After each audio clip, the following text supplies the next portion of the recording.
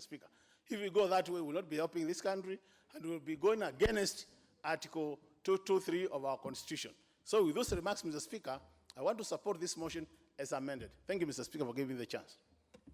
Very well. Honorable Kimunya. Thank you, Mr. Speaker. Mr. Speaker, I rise to support these supplementary estimates as amended. And let me start by thanking and recognizing the efforts of both the Budget and Appropriations Committee and indeed all the other committees that worked so hard. As members will recall, we were looking at supplementary 2 alongside the budget for 2019-2020, almost simultaneously. When you ideally should have finished one and use it as a benchmark for the next one. But we have been in this situation even now when we're actually discussing the supplementary in the middle of the discussion of the budget 1920, which tells a lot about some things that need to be done. And I want to associate myself with the remarks made by Honorable Makali in terms of the best practices and what needs to be done. I also wish to support the recommendations of the Budget Committee and the amendments that have been brought for the reasons that have been provided. However, just for purposes of good order and for the House, for the record, I just also want to clarify one or two things. The essence of supplementary estimates is basically to bring budgeting closer to reality. Budget estimates are purely estimates. You're hoping things will take place as estimated. But rarely does that happen.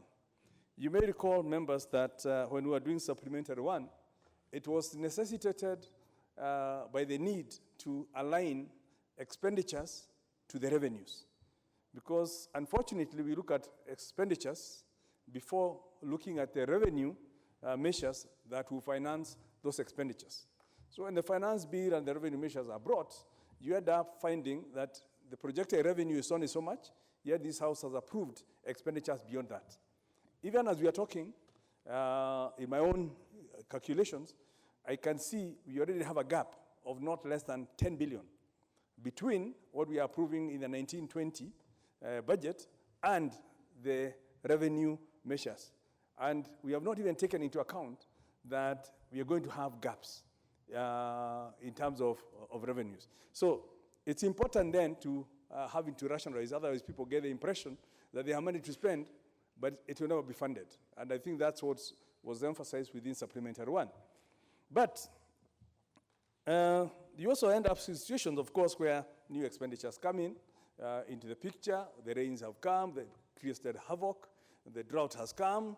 You would expect there will be maize shortage. You can be sure there will be a supplementary estimate at some point in the year for purchase of food because of the weather vagaries of nature that have fallen between then and now, which have not been captured within this budget. So those things, it's expected. Now, I know there have been concerns why even having two, and it may look like bad practice. And perhaps in our days, we had more latitude in terms of the timing you needed to bring it here. Unfortunately, in the 2010 Constitution, it was made mandatory, again, for what was viewed as good order, that any expenditure incurred outside the budget must be brought to the House for ratification within 2 months from the time the first expenditure is withdrawn. Which means, if you now think that there's a budget for one budget item which was not there, immediately you make the first withdrawal. Within 2 months, you must bring it here. Potentially, you could even have 10 budgets. Supplementaries being brought if 10 withdrawals, such withdrawals take place. And perhaps it's something we might need to look at in future, even as we look at those laws. We know the 2010 Constitution, even as we're doing it, was being done against a background of mistrust, and hence government must be really constrained, which also means that you end up with lots of bureaucracy and lots of things being done just because you don't trust the people you give power to. We may need to look at the rationality of some of these things in terms of yes, should it be every 2 months, or should it be expenditure within a quarter or within the first half of the year? Anything incurred should be ratified at the end of the 6 months, so that we end up with some kind of predictability in terms of when will Parliament be involved in this ratification, while also not letting Treasury get away with it in terms of spending and taking so long to actually have the ratification, which also creates uncertainty with them, as of course is the case now with the vehicles purchased by the Commission, which thought in their wisdom that every commissioner must get a new vehicle because they are new in office, but and assumed that Parliament will ratify it anyway as a matter of course. And we have seen, perhaps the committees have actually seen, there was no wisdom in that kind of thinking, and hence somebody will have to take responsibility of that within the provisions of the law. So, Mr. Speaker, I wanted to just bring that up, that we perhaps even as we're debating, it doesn't look like, I'm not defending Treasury, although a fair bit of me is still, my heart still there, but it's in terms of just for purpose of clarity, that it's not what Treasury is doing is because the law requires them to do. Ideally, even Treasury would not want to be doing a supplementary every time because a lot of work. And but so long as an expenditure has been cut or a new budget line has come in, then obviously it has to be done. And also, members need to also internalize the fact that we are looking at the supplementary, and I'm glad some issues are being raised on the use of the consolidation fund, does not remove the responsibility on the Auditor General to further look deeper into what has been spent. Our duty as Treasury is to provide the funds and then to demand accountability later through the Auditor General. So we still expect the Auditor General to come and actually delve deeper and look at some of the things that have happened, so that the responsibility is not placed on the committees as if that we are the ones supposed to then audit what has been spent by the executive. Ours is to receive the report on behalf of the people who pay the taxes. We give it to certain department to use, and then the Auditor General confirm they use the money in accordance with what they told and what in accordance with the law. Then we are happy and we give more. So, Mr. Speaker, I don't want to delve deeper. I agree totally with the recommendations of the committee, and perhaps members may want to ventilate a bit, but it's like, as the committees have agreed, perhaps there is not much of a debate at this point. We should probably spend more time on what is on the future, on the budget for 2019-2020, because the supplementary, we are basically ratifying what has happened, and we will then leave it to the auditor to tell us whether there was any mischief or it was all in good faith. With those words, Honorable Speaker, I beg to support. I say member for Kilifi North wishes to contribute. No? No? Put the question. Yes. I want to put the question. Oh, very well. Yes, I have the mic. But I don't want to. But the speaker has his. Yes. Actually, standing order what? Standing order 33 or what?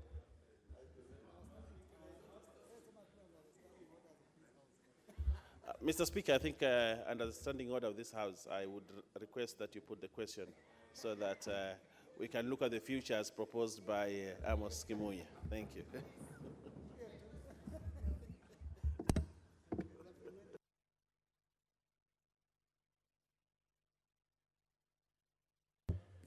Very well, honour members, before I do that, I need to have you counted.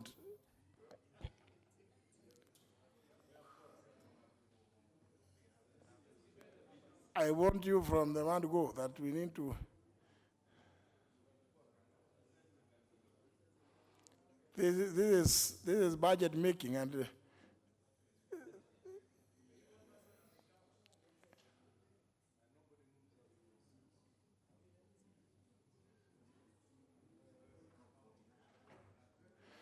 Oh, I can see there are some members we may not have noticed.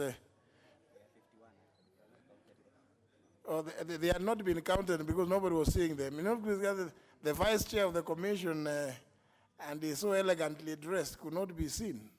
And the Honorable Chepkut, smart as ever. Very well. Honour members, there is a requisite quorum as required under the Constitution. And therefore, honour members, I put the question, which is that this House adopts the report of the Budget and Appropriations Committee on the second supplementary estimates for the financial year 2018-2019, laid on the table of the House on June 6, 2019, and pursuant to the provisions of Article 223 of the Constitution of Kenya, and standing under number 243, approves, Roman 1, an increment of the total recurrent expenditure for financial year 2018-2019 by Kenya shillings 79.39 billion in respect to the votes as contained in the then schedule or to the order paper, Roman 2, an increment of the total development budget for financial year 2018-2019 by Kenya shillings 1.24 billion in respect to the votes as contained in the third schedule to the order paper, as further amended in respect to the votes for Ministry of Water, the State Department of Tourism, and the IEBC, Roman 3, an overall increase in the total budget for financial year 2018-2019 by Kenya shillings 80.63 billion in respect to the votes as contained in the then schedule. Roman 4, approves necessary adjustments to the votes as contained in the then schedule to incorporate the increases and decreases in respect to the votes for the Ministry of Water, the State Department of Tourism, and the IEBC. And 5, further makes the policy resolutions contained in the fourth schedule in the order paper as amended in respect to the Kenya Wildlife Service. Will as many as that opinion say aye? Aye. Those of the contrary opinion say no. The ayes have it. So, honour members,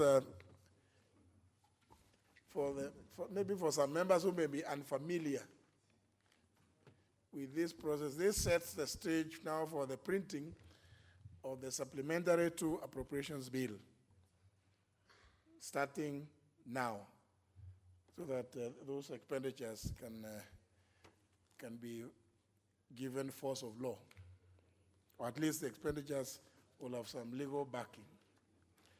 So we move to the next order. Order number 16, motion. Report of the Budget and Appropriations Committee on the budget estimate for the financial year 2019-2020. General debate, second allotted day.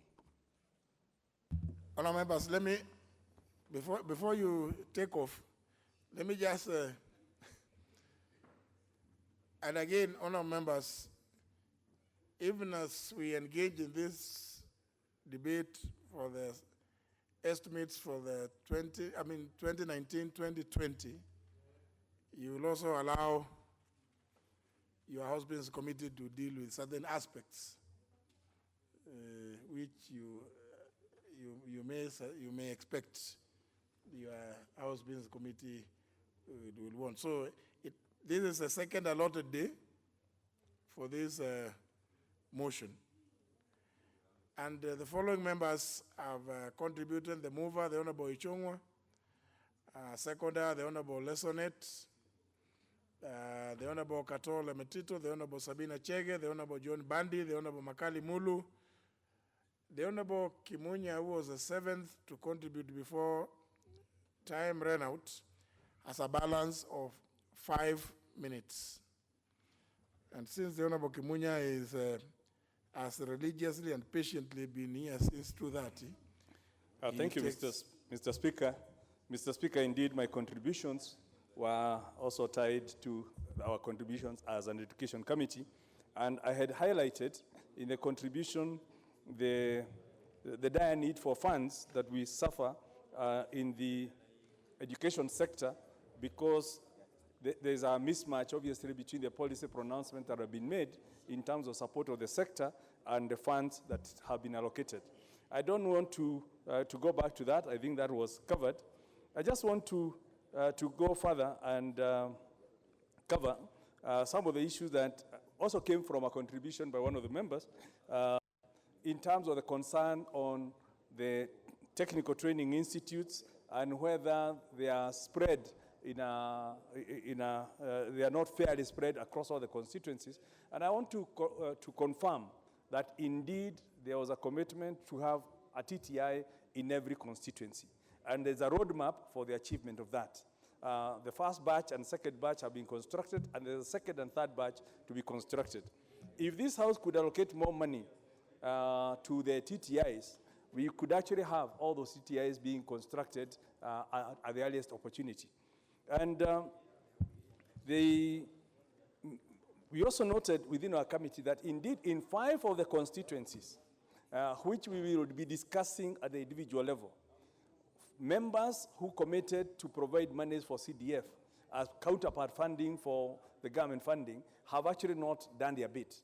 And these are now being shown as stalled projects while they should have been open and will be benefiting the students in those areas. On our universities, Mr. Speaker, we do we acknowledge there's a financing burden, especially with the reduction in Module 2 students. That's the private paying students who are financing these universities. And we therefore appreciate the need for rationalization, and we accept the ministry has already started a review on potential rationalization of these universities, which may well lead to mergers, which may lead to some reforms on mergers of programs, of universities, of colleges. And I'm hoping, and we would want to ask that members will support these reforms as and when they become, they are brought to this House, because we all want a university in our county. Indeed, we don't want a university in our constituency. But the reality is different. We have seen that model may have been good, but it's certainly not sustainable unless we can allocate more money. So we hope that when we get these reforms here, the members will support. The Education Committee, and I just wanted to highlight this, has recommended some reallocation of funds that had been proposed for construction of digital labs. You remember in phase 1, there was the issue of laptops in class 1 and class 2 and class 3. And the ministry appeared before us and said they would want to spend 1.5 billion for purposes of construction of 750 labs. At least we picked the figure 750 because that's what's within the output. But members must remember that we have 22,000 primary schools. So if you're only doing 750 labs, which means in 750 schools, and leaving out 22,000 primary schools, there is no serious commitment towards a digital program. And we actually then said we would rather use this money in support of the TVETs, which have already started, where we have given commitments that every student going to a TVET will be given 30,000 shillings as capitation, but this money had not been provided. And we're hoping, and we'll be asking for support, obviously. 22,000 labs will require a minimum of 22 billion shillings, and we'll be hoping that in the course of this year, Treasury and the Ministry of Education will get together and look at it seriously and tell us whether they are prepared to do these labs as part of the digital literacy program, where they're going to get the 22,000 and perhaps even the best mode of pushing this money for construction, which may well be through conditional grants passed through the national government CDF. And the CDF can then take up that money and go and construct these classes in the classrooms. Otherwise, we end up with the same issues we have. Similarly, we had the recruitment of interns that had been proposed with monies through the Ministry of Education, and there's no clarity in terms of how that was to be done, and we did recommend that this money be pushed over to the Teacher Service Commission, which will either recruit the interns or recruit additional teachers. At least we'll be sure there will be teachers. We just saw the head teachers claiming they actually need 1.2. We have 1.2, so we pray good. In conclusion, Mr. Speaker, We all agree we need more resources. They are still required. We need to decongest our facilities. We need to provide teachers. We need books. We need laboratory equipment. And we need more funds in our universities. Otherwise, the quality of education for our children will suffer. And I'm glad that as we talk in this house, the Honorable Kimunya, you must remember that we had only 5 minutes. Very well. The Honorable Kitty Chonga, member for Kilifi, not desiring to be in the House. We shall have the Honorable Martin Owino, member for Ndiwa. Very well. The next we shall have the Honorable Kosing, member for Pokot South. The Honorable Kosing?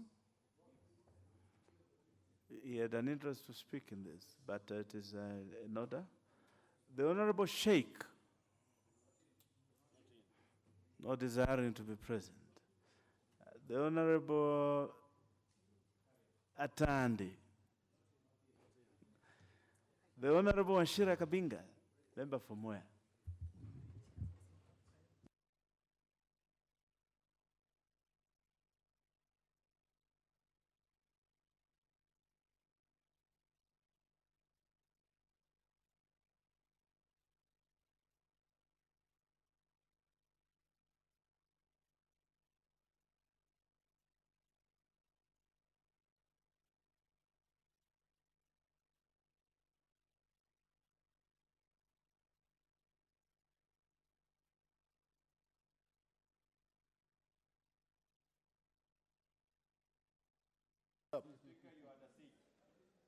What's up? Thank you, Mr. Speaker. I arise to support this report. And even as I do so, I want to declare from the onset, I'm still a student of budget and budget process making. Mr. Speaker, I have had time to go through this budget.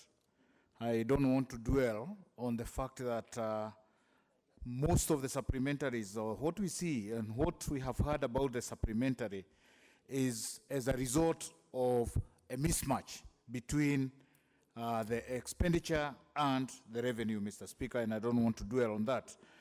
However, Mr. Speaker, I've made an observation that in this year's 2019-2020 budget, there is a reduction by 4.2% from the previous year, Mr. Speaker, and I'm not sure what has changed. I noticed that this is as a result of a reduced allocation to the consolidated fund services, and knowing that we still have a lot of debts that we are servicing, I'm not very sure what the reduction is about. However, Mr. Speaker, my concern is on 2 areas. Number one, Mr. Speaker, I noticed from the report that there is a reduction on the allocation for subsidiary fertilizer, Mr. Speaker, reducing from 4.3 billion to 2 billion, Mr. Speaker. And I'm left wondering, under Agenda 4, food security is a key component. And when we reduce subsidiaries, money for subsidiaries fertilizer, Mr. Speaker, we are simply saying that our farmers will either not produce enough or they will do it at a higher cost. Mr. Speaker, I represent farmers in my constituency who do rice, and I guess in the country, farmers who are on rice, Mr. Speaker, have not been benefiting from subsidiary fertilizers which have been coming in an untimely manner. We have had serious discussion with the Ministry of Agriculture, and we had agreed on how this year, coming year, farmers will benefit from this subsidized fertilizer, Mr. Speaker. And I'm worried now that there is a reduction, whether we will be on course to get this subsidized fertilizer in July when our farmers start planting, Mr. Speaker. The other area that I'm very concerned about, Mr. Speaker, is on the strategic food reserve. Again, I noticed from the report that there is zero allocation to this particular item, Mr. Speaker, and I can only hope that the ministry has alternative ways of funding the strategic food reserve purchases. Mr. Speaker, we have the Strategic Food Reserve Trust Fund notified under legal notice number 15 of 2015. And in this legal notice, Mr. Speaker, we have items such as rice, such as livestock beef, canned beef, that has not benefited from this particular trust fund, Mr. Speaker. And again, we had engaged the fund this year to ensure that the allocation that they get, they extend it to livestock farmers, to rice farmers, so that we can benefit as other maize farmers do, Mr. Speaker. In the past, since 2015, we have been implementing this particular item as though it is maize strategic trust fund, Mr. Speaker, and therefore I have some concerns there, Mr. Speaker. I do notice that in this budget we have good things. We have an allocation of 1 billion to the Public Service Commission that will enable them to engage our young men and women in an internship program that will not only increase production, but also give them hope in as far as getting jobs are concerned, Mr. Speaker.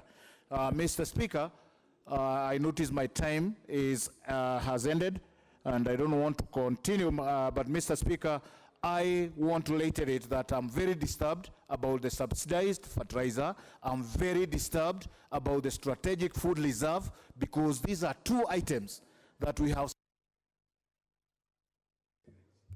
The Honorable Mairo Oyula, member for Butula.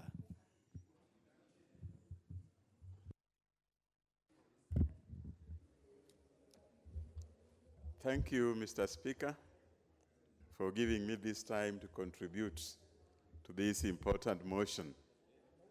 Mr. Speaker, I want to start by congratulating the Budget Committee for the good work they have done. Besides the normal budget, Mr. Speaker, they have gone in details to analyze various items that are of importance. Mr. Speaker, I also want to thank them for looking seriously at the education sector. The allocation for the technical schools has been improved, and this gives us encouragement to work on the TTIs that we acquired in the constituencies. Mr. Speaker, I'm now happy that the TTI that is being constructed in my constituency will be adequately funded. Mr. Speaker, also if you look at the primary schools, allocation has been given for the increase of the number of teachers.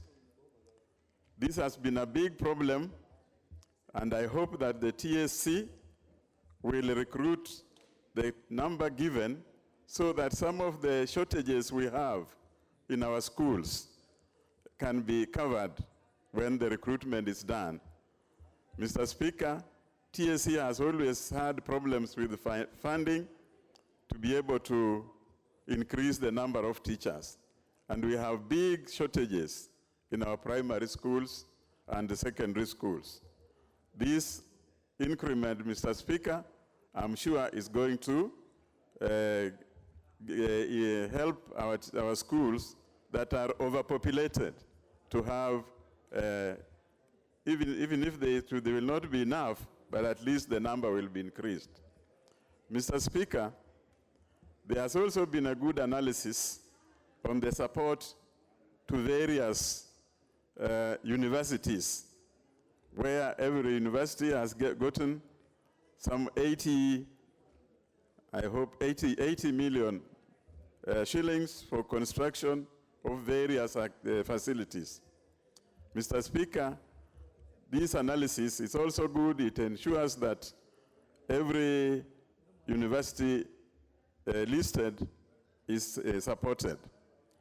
Mr. Speaker, I also want to draw the attention of the budget to a university in Busia County known as Alupe University College. This Alupe University College, Mr. Speaker, has not been considered, and it is an ongoing project.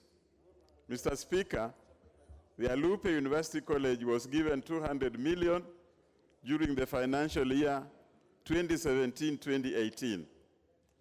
Not much was spent because of the release of funds. Only about 10 million was spent during that year out of the 200 million that was allocated. Mr. Speaker, in 2018-2019, 280 million was allocated to Alupe.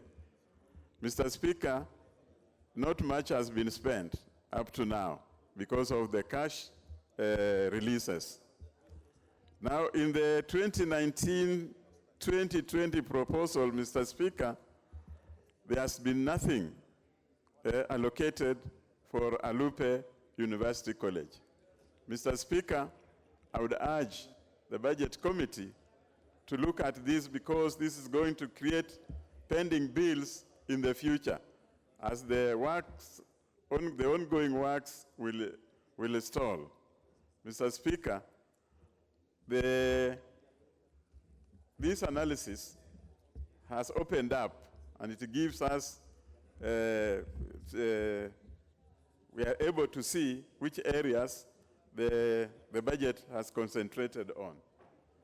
Mr. Speaker, with those few remarks, I beg to support this budget. Thank you. Very well. The Honorable Koinange, member for Kiambaa.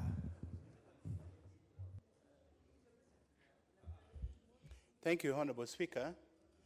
Honorable Speaker,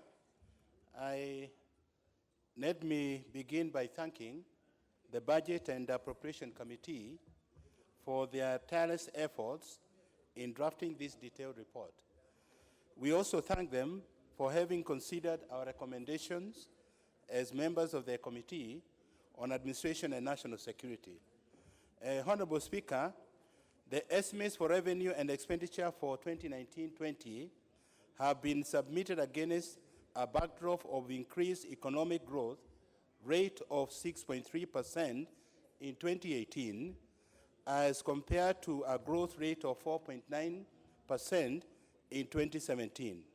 Despite the growth in security is noted to be on the rise, with the total number of crimes is reported to the police increasing by 13.2% from 77,992 in 2017 to 268,000 in 2018. While crimes involving dangerous drugs and reported to have increased by 44.1%, the number of persons reported to the police to have committed crimes increased by 5.1% to 75,037 in 2018, of which Kiambu Police Command Station had the highest share at 8.4%, followed by Nairobi City at 8.3%. Honorable Speaker, we hope that our new Inspector General will reverse this trend by working hard to revise these numbers with the resources proposed in this budget. Honorable Speaker, the State Departments for Interior Correctional Services, Immigration, Citizen Services, as well as the National Police Service Commission and the Independent Police Oversight Authority fall under Governance, Justice, Law and Order, GAJLOs, under the Medium-Term Expenditure Framework, MTF sector. Honorable Speaker, the sector is critical as an enabler of the Big Four agenda. As pronounced by His Excellency the President, similarly, the Presidency and the Public Service Commission, which fall under the Public Administration and International Relations pair, is critical for providing overall leadership in implementing the third medium-term programs and projects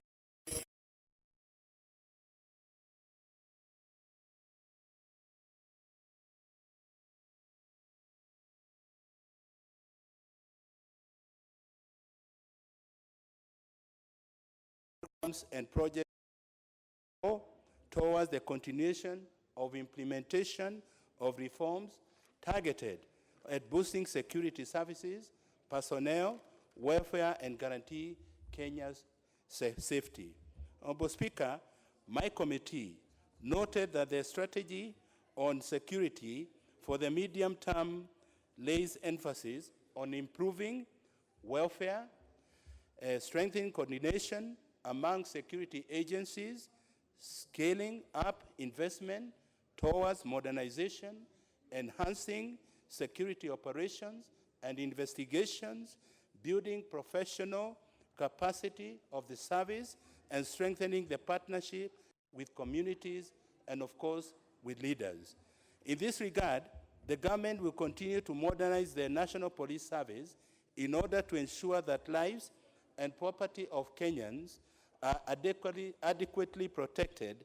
Already, the government has enrolled new police service standing orders, career progression guidelines, and basic training curriculum for the police officers. The government has also improved the welfare of police and prison officers through provision of house allowances to all officers and comprehensive insurance cover and medical insurance.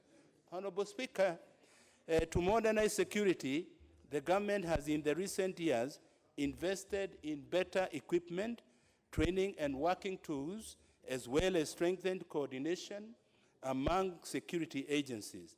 To further enhance security for all Kenyans, the government will build on the ongoing security reforms by scaling up investment in security infrastructures, such as installations of surveillance and control systems in major cities and towns, equipping of the forensic laboratory, and provision of police patrols vehicles. Going forward, the government will facilitate research on informed ways of fighting crime by identifying ways of combating emerging forms of crime that are technologically aided, such as cybercrime, money laundering, terrorism financing, human trafficking, economic crimes, and corruption. Our police service must be properly resourced. Honorable Speaker, my committee did a reallocation to other departments which in our assessment were underfunded, and indeed the Budget and Appropriation Committee has agreed with us as per this report. Key amongst them included: 1, additional Kenya shillings 300 million to civil registration, to which Kenya shillings 100 million will go towards digitalization of records of births and deaths, and the other 200 million shillings towards construction of office building. Honorable Speaker, the digitization of birth and death certificate is so critical to the security of our country. Without such records being stored in digital format, we may not tell exactly on who Kenyan is and who is not, in the event we lose the manual we currently use. The birth certificate is what gives rise to any other document, including recognition as a Kenyan citizen. Honorable Speaker, securing this information in a government building and digitally is long overdue. And when implemented, this will go a long way in ensuring that our vital registration departments are safe. Honorable Speaker, additional allocation of Kenya shilling 200 million to the Director of Criminal Investigation Service to enhance the operations budget. Honorable Speaker, the DCI is overwhelmed with both covert and overt operations which require more resources than what has been proposed.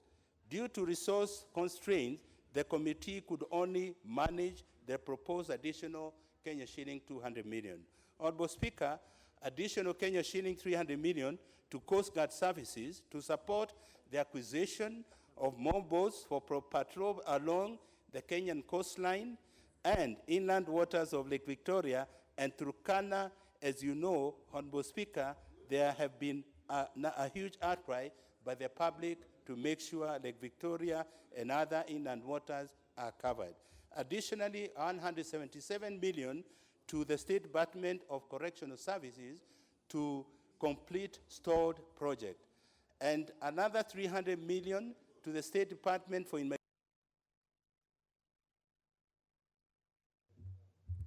Honorable Chair, you know we are pressed for time. I'll allow you 1 minute to just wind down. The Honorable Kosing, kindly just relax. You will Most have obliged, Honorable Speaker, thank you. And an additional of Kenya shilling 1 billion to the Public Service Commission as captured in this report to a Budget and Appropriations Committee. Honorable Speaker, this allocation will go towards monthly stipend of interns to be recruited by the Commission in the constituency with an estimated stipend of interim of about Kenya shilling 25,000 per month. Honorable Speaker, this country can no longer afford to ignore our youth in as far as employment and experience of our jobs is concerned. We must empower our youth. And this is why, Honorable Speaker, I have requested the Budget Committee to give me another 3 billion for this particular program to be able to help our youth. Thank you very much, Honorable Speaker. Very well.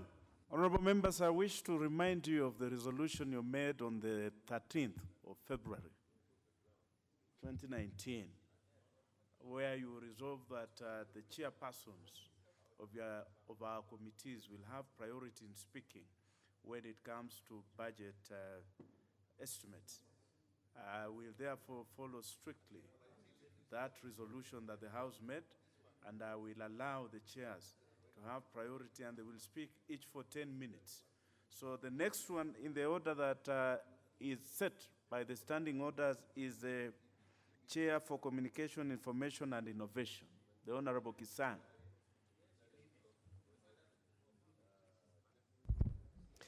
Honorable Speaker, I thank you for this opportunity, and I rise to support the report by Budget and Appropriation Committee. As a Departmental Committee of Communication, Information and Innovation, we sat and presented our report to the Budget Committee, and we want to say we are happy with what the Budget Committee did in the proposed, in our proposals. We proposed that Departmental Committee reallocations and reductions and increases are critical to aligning funding curves in critical priorities, ensuring there are no duplications across the MDS. The committee also is to ensure that funding is based on performance, completion levels, absorption capacity, counterpart funding, among others. This, Honorable Speaker, we reviewed the performance for 2018-2019 and took care of the absorption rates to ensure those whose absorption rates were more than 80% got more funding, and those whose absorption rates were below 50% had some reductions. Honorable Speaker, we also said policy recommendations are also critical to ensure programs and projects are well executed, and emerging challenges such as risk of contractors not being able to deliver on time. It's also noted that the process of tax exemptions relating to key flagship projects by the government MDS is slow and negatively impacting on project timelines. Honorable Speaker, there was an issue where one of the contractors, actually most contractors across the ministries, sought exemptions of custom duty from Treasury, but they said it takes as long as even 8 or 10 months before getting exemption, and this, Honorable Speaker, delays the projects. Going forward, we would wish that Treasury comes up with a template to assist the MDS when they are seeking for exemptions on goods and basically equipment that are lying in the port of Mombasa. Honorable Speaker, further, Policy recommendations are key to ensure obligations between MDAs are also quantified, budgeted, and paid for. For instance, Postal Corporation of Kenya is owed 1.2 billion by the Ministry of Interior and Coordination of National Government in rent arrears for hosting Huduma centers across the country. In fact, I was discussing with the chair, Interior here, Honorable Koinange, that if possible, he reallocates 1.2 billion that they are owing Postal Corporation, so that Post at least are able to also undertake their own services. So I believe even if we don't do it now, maybe come supplementary one, the Minister of Interior reallocates and pays the rent that is owing to Postal Corporation of Kenya. This was recommended as a matter of urgency to the Budget Committee to ensure that the Interior Department prioritizes payment to the corporation and is further not subjected to unfair financial burdens that can add its financial and operational competitiveness. We've also put in across, Honorable Speaker, that Postal Corporation be taken as the national logistics company, so that all the departments, all the ministries use Postal Corporation as its own logistics company to send parcels across the country. Internationally, other countries are doing the same because Postal Corporation is operating in other areas across the country that are not viable commercially. Honorable Speaker, for instance, both financial and policy recommendations are also informed by maintaining and supporting key strategic interventions such as the Big Four, affirmative programs for youth, women, and other vulnerable groups, as well as funding critical enablers, mainly in the infrastructure. Honorable Speaker, in this particular item, we are saying that our youth require support. Through the Public Service Commission, I saw already Honorable Koinange has allocated 1 billion shillings to do internship at the constituencies. We are saying we need to realign this also with the Achira program so that instead of having 2 or 3 duplicated functions, we can merge them into one. For instance, in the ICT subsectors, one such initiative is the Ajira initiative, which is now proposed to be established and managed under a fund framework, where there'll also be a private sector matching contributions to support eligible youths across all the counties. However, the initial executive proposal allocating 1 billion shillings and approved by the committee has been reduced to 200 million through the Budget and Appropriation Committee. Honorable Speaker, this is a very good initiative. If we allocate 1 billion, the private sector will give shilling for a shilling, basically a matching funds. So we would urge that during the supplementary one that will come maybe in the course of the year, we reinstate the 800 million that has been reduced and also match with what Honorable Koinange has proposed, that we get interns, so that we can get more interns and we get double portion of the money by private sector putting in additional resources. I propose that such funds, critical to funding innovations and securing digitally enabled jobs, be scaled up instead of subjecting them to cuts.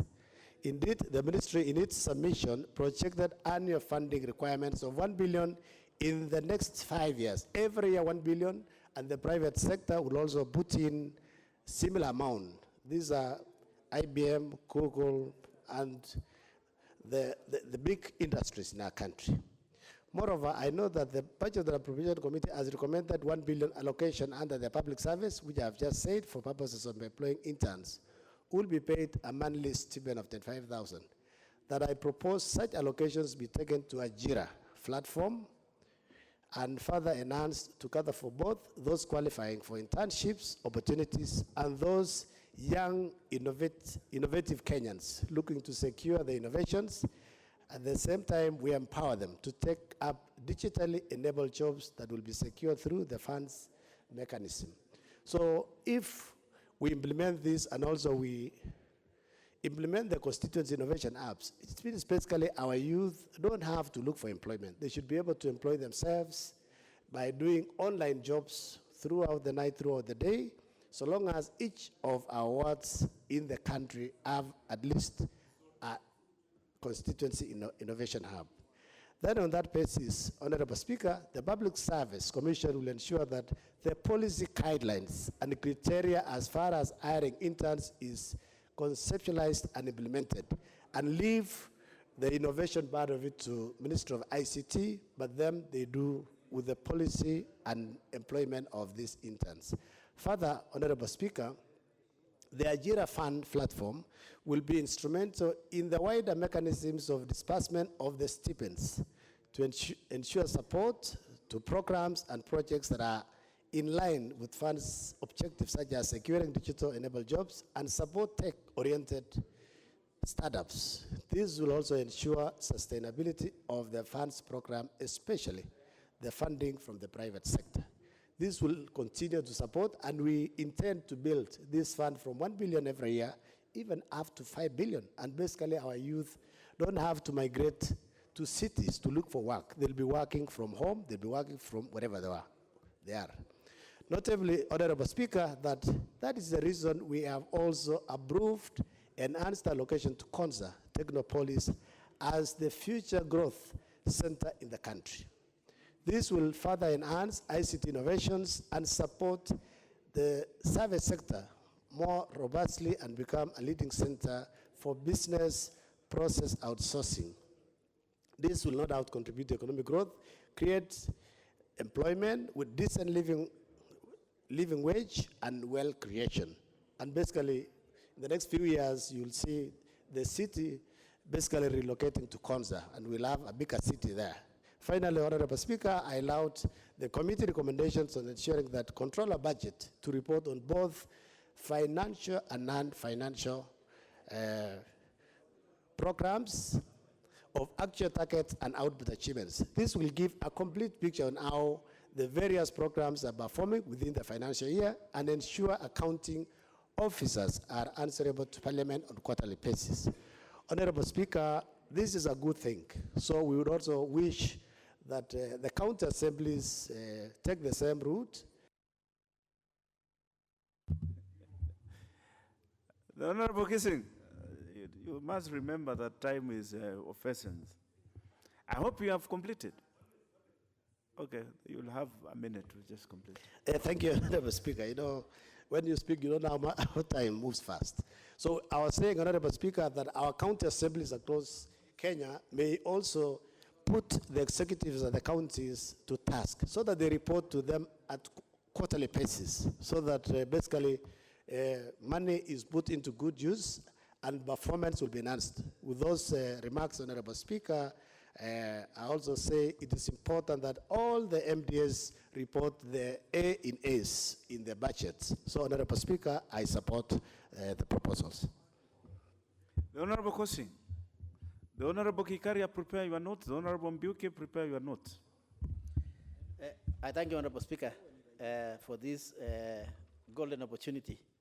And not the other goal, Honorable Speaker, but I'm happy that you have given me this opportunity. Number one, Honorable Speaker, I would like to join my colleagues in appreciating and thanking the work of the Budgets Committee. Honorable Speaker, of course, these people, plus ourselves, really worked very hard because we are prosecuting two items, Supplementary 2 and the budget. So I really want to thank them, Honorable Speaker.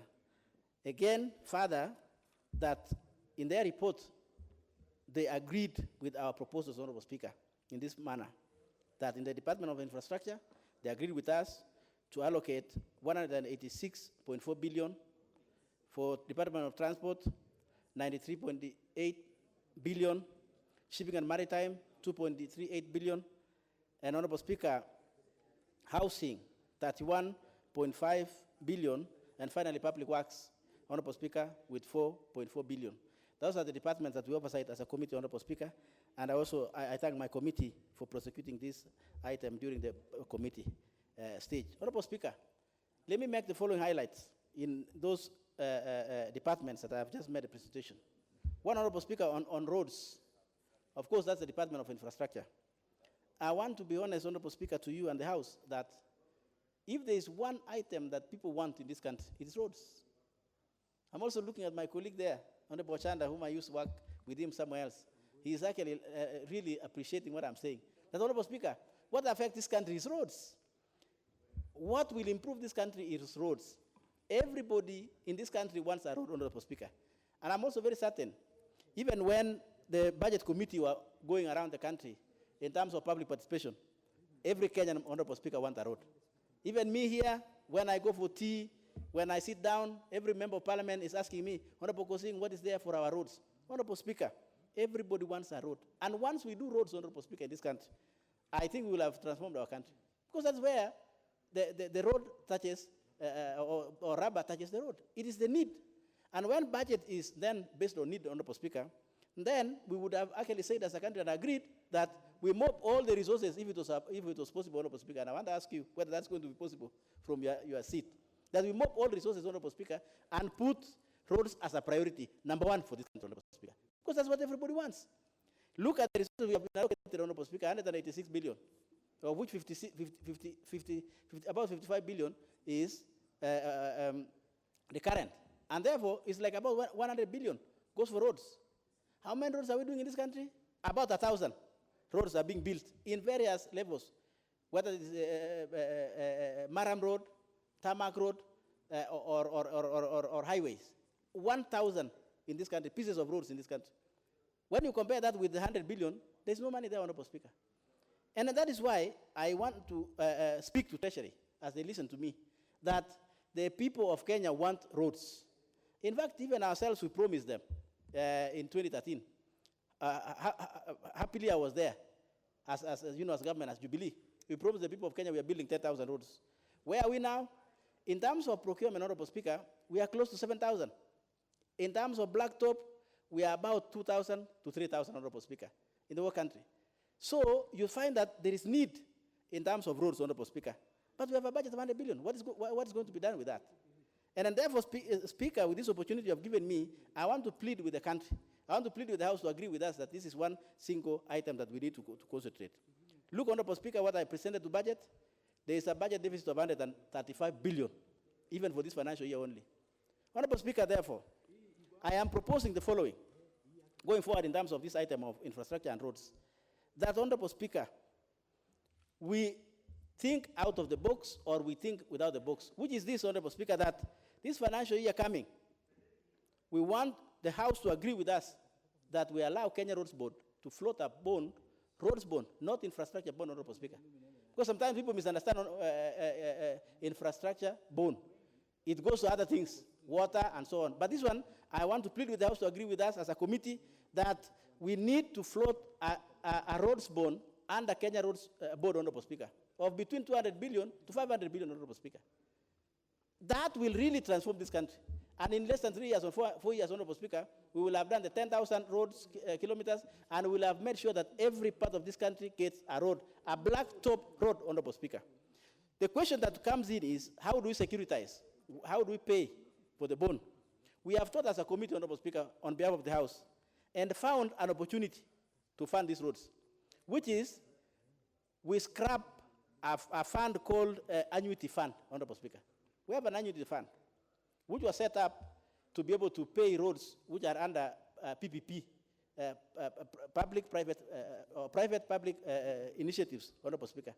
We have since seen that these are the most expensive ventures of roads. There is one road here in Gong, which we have, we took as an example. 91 kilometers, Honorable Speaker. It was awarded at 22 billion. If you translate that onto how much per kilometer, it comes to 240 million per kilometer, Honorable Speaker. It's unsustainable. I have never seen a road in this country or in the world that you spend 240 million to do a blacktop of only 1 kilometer, Honorable Speaker. And then I want the House to agree with us that we scrap this annuity program. And in fact, Honorable Speaker, that we should even rule as House and say the annuity program should stop with immediate effect. Because it's a loss-making institution, Honorable Speaker. So that we take that money, we borrow 200 bond, we float a bond of 200 to 500 billion, and then we securitize using the annuity money, Honorable Speaker, because it is there. We are collecting like about 11 billion per year. That is good money, Honorable Speaker, if we can securitize. And we make our roads. Look, Honorable Speaker, what are we comparing to say that that is expensive? Low volume roads, Honorable Speaker. The Honorable Chand and the Honorable Dr. Nyikal, Are you hearing the contribution that the Honorable Kosing is making? Very serious contribution. There's a road in this country that is being built at 240 Yes. million per kilometer. Yes, Honorable I Speaker. think this is a matter that you want to listen to a little carefully. Yes. Honorable Kosing, please proceed. Yes, Honorable Speaker. And that was awarded under annuity program. It is the most expensive in the world I've ever seen. And therefore, Honorable Speaker, working on behalf of the House as a committee, we want the House to agree with us that we take that money, rather than giving some few individuals under annuity, that we take that money and securitize our roads, Honorable Speaker. And we do our roads. We get between 200 to 500 billion, Honorable Speaker, and we can do our roads, the whole country, in about less than 3 or 5 years. Look, Honorable Speaker, how do we measure our roads in terms of construction? Low volume roads, Honorable Speaker, per kilometer, we spend 40 million. Per kilometer, low volume. Conventional roads in rural areas, 80 million. The highways between 90 million to 120 million. That is the Uru Highway and the big highways, Honorable Speaker, which big loads are using. But why are we spending 240 million in a road, for example, going to somewhere? Yeah, it's going to people, but I think we should have spent our money in a good way, Honorable Speaker, which I'm proposing. But two, in terms of roads, Honorable Speaker, going forward, there's something that was promised last year. By Treasury, not promised. It was passed in this House.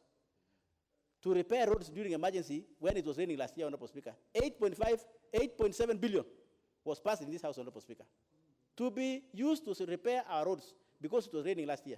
You know what happened? It was removed during supplementary one.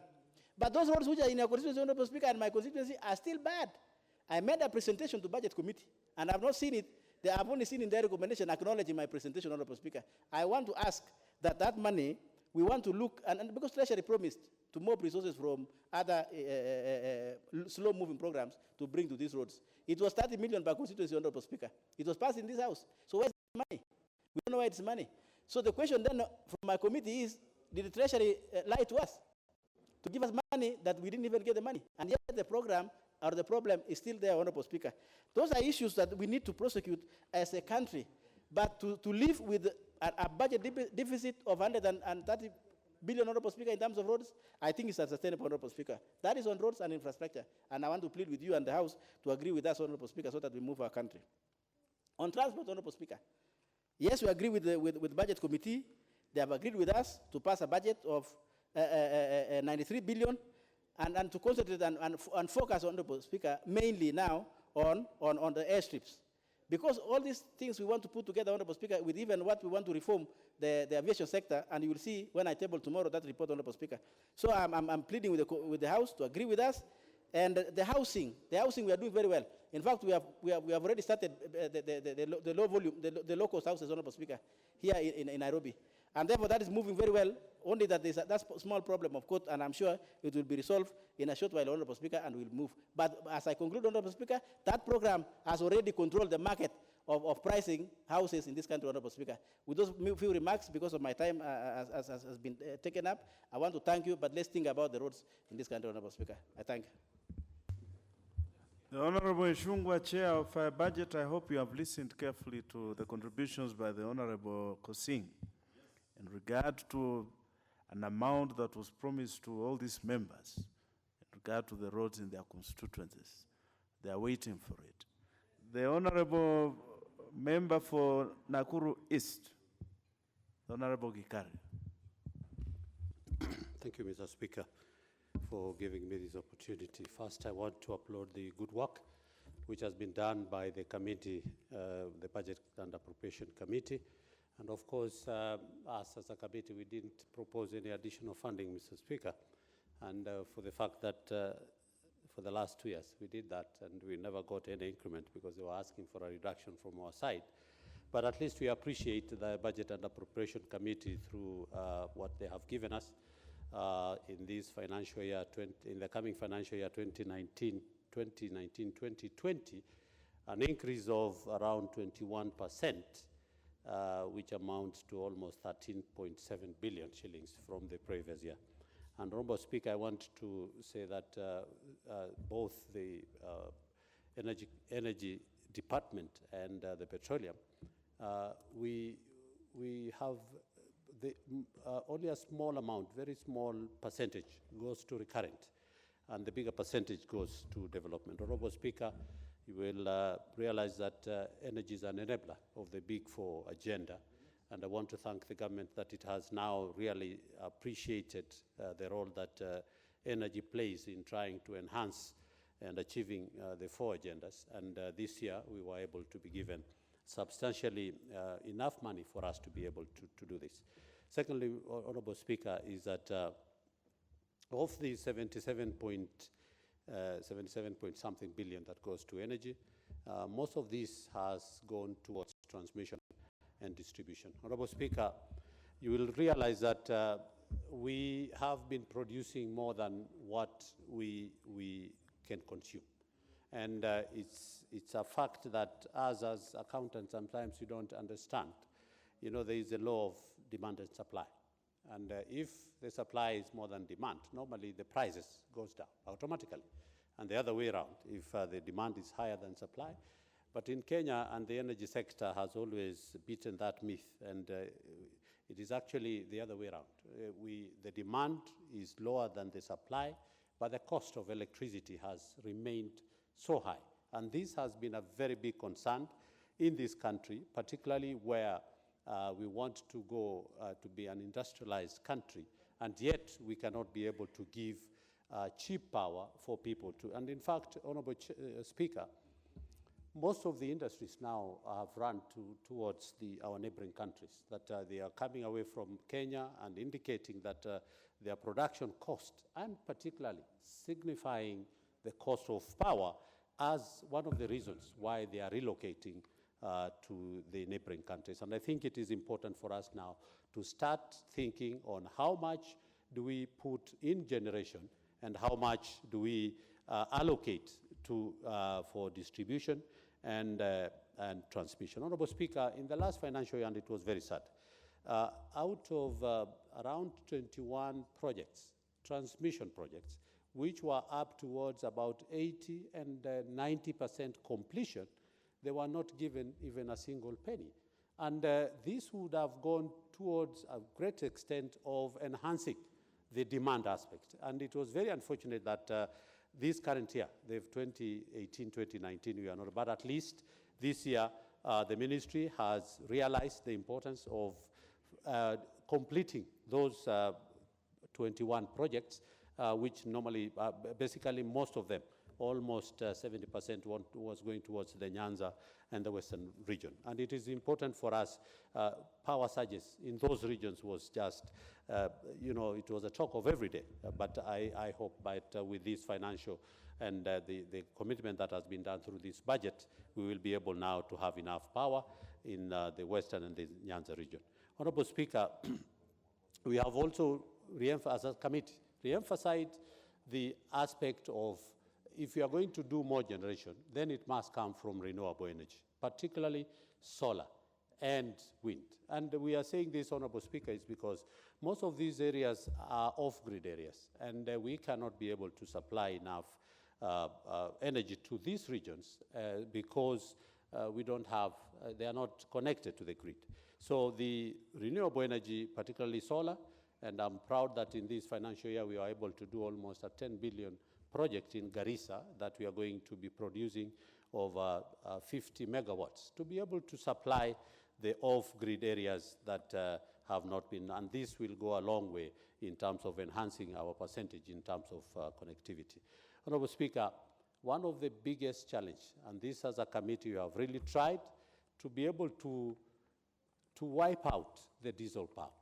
But it has become a very big problem, and the cartels within the energy sector, to be able to wipe out the owners and the proprietors of this diesel power, who results at the end of the day, it is that from the contribution, whatever power is sold to the national grid from the diesel power, it has ended up now being the high cost of energy in this country. Honorable Speaker, I think it is important for us because we have on several occasions tried to stop the diesel power, but they were saying, how else can we be able to, because they want to use the diesel power as a baseload for our energy generation. And I think this is, in this financial year, it is something that we need. It is the elephant in the room, particularly within the committee, that we have to fight and be able to have the whatever is given to the national grid from the diesel power reduced so that we can be able to improve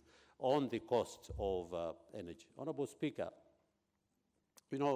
for us to achieve universal access to electricity throughout the country, then there are some issues that we have recommended, Honorable Speaker. And it is important, Honorable Speaker, in this financial year as a committee, under the Standing Order 216, one of the mandate of a committee is to try and check the previous year's budget and the implementation. Honorable Speaker, we've had a big problem in terms of one of the biggest problems, and this was coming from the executive, it is that some of these MDCs, the ministry's department, did not have directors for almost over 7 months. One of the a very important saga in the ministry to be able to take electricity to the rural area did not have directors for a record 9 months in one financial year. And you can see the aspect of how it has affected the connectivity of rural electrification, even to a point where now, and if the REA was not able to have their procurement plan approved, then there is nothing much that the management would be able to do. And this is something we would be asking the executive, or rather, we'll be trying to look at these appointments of directors. And do we need, as a parliament, to be able to come up with a law that if and when there is a vacancy, there must be a timeline as to when these directors should be replaced. Honorable Speaker, and I'm saying this because by the time they got their directors, March this year, that's a few months ago, they have now to be able to be given some orientation because they are new directors, then it takes time for them to be able to. So it is one of the aspects that, as a committee, we found out that is wanting.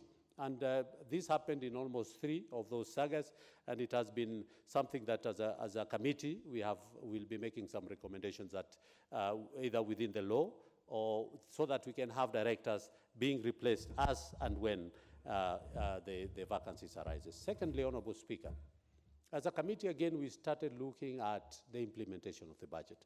And Honorable Speaker, the control of budgets, she's supposed to be giving us, I think, quarterly reports. And whenever we receive those reports, and then we compare the reports of the budget, the control of budgets, vis-a-vis the report given by the ministry, then sent by the sagas given to the ministry and treasury, they are contradicting. Sometimes you don't know now which of these state departments to be able to believe. So some of these issues, Honorable Speaker, it is something that we really need. But something that I never spoke about, and it is very critical to this committee, Honorable Speaker, is a payment that was pending of deemed power by Kenya Power that is supposed to be paid of 1.6 billion. Honorable Speaker, in the just concluded supplementary budget, this item, the committee refused, because deemed power, for power that actually the taxpayer has not received value for that money. And it is surprising that the same company that is being paid for that deemed power were not ready themselves by the time the country was ready with the transmission line. So, Honorable Speaker, this is one of the issues that we are. The Honorable Gikaria, 1 minute. Thank you, Honorable Speaker. This is something that we really need, and this is also, I know this, I wanted to ask the Speaker, what happens when a ministry spends money and already paid under Article 223, and when it comes to Parliament, it is rejected? Now, what will happen? Already money has been paid. It is coming under 223, but like this one, the money was, I think, has already been paid, and it is rejected by Parliament. Then what happens? Now, I think these are some of the questions, Honorable Speaker, you need to give some guidance as regards. I know the committee, I was not there then, but the committee did give some recommendation that the audit, we do a special audit. We ask the Auditor General to do a special audit and be able to give us a report as to whether the money there was paid prudently or there was misuse of fund. Thank you, Mr. Speaker. I do support the report. Very well. The Honorable Gikaria, you will recall that under that provision of 223, there is very clear circumstances under which the Ministry of the Treasury will approve payments under that particular section of the law. So if any expenses are expended that are not falling within those emergency lines, then they will raise audit queries, and there will be people who will be responsible for them. The Honorable Mbuki?